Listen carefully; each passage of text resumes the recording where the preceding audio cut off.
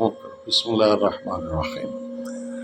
اچھا دوستو، جو مطلب یہ ہم پڑھتے ہیں 11 رکعت نماز تہجد، اس کے بارے میں آغا آیت اللہ سستانی صاحب کا جو سامنے کلپ آیا ہے، ایک فتویٰ آیا ہے، وہ فرماتے ہیں کہ 11 رکعت کو آپ صرف الحمد کے ساتھ بھی پڑھ سکتے ہیں۔ اگر وقت کم ہے یا کوئی مسئلہ ہے تو آپ جو ہے نا 11 رکعت پڑھیں بغیر سورت کے، صرف الحمد پڑھیں ہر رکعت میں، ٹھیک ہے، دو دو کر کے۔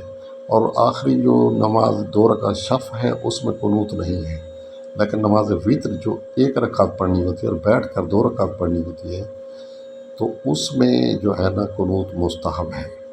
البتہ وہ بھی نماز وتر بھی بغیر قنوت کے پڑھی جا سکتی ہے، لیکن 40 مومن کے لیے آپ نے دعا مانگنی ہے، چاہے وتر کے قنوت میں مانگے یا اس کے بعد بیٹھ کر مانگے، تو دعا جو ہے وہ آپ ضرور مانگیں، کیونکہ نماز تہجد جو ہے وہ مطلب آل ان ون ہے۔ کسی کو بیٹا چاہیے تو حضور نے فرمایا نماز تہجد پڑھو، مولانا نے فرمایا رزق نہیں ہے، کسی سائل نے کہا رزق نہیں ہے، فرمایا نماز تہجد پڑھو۔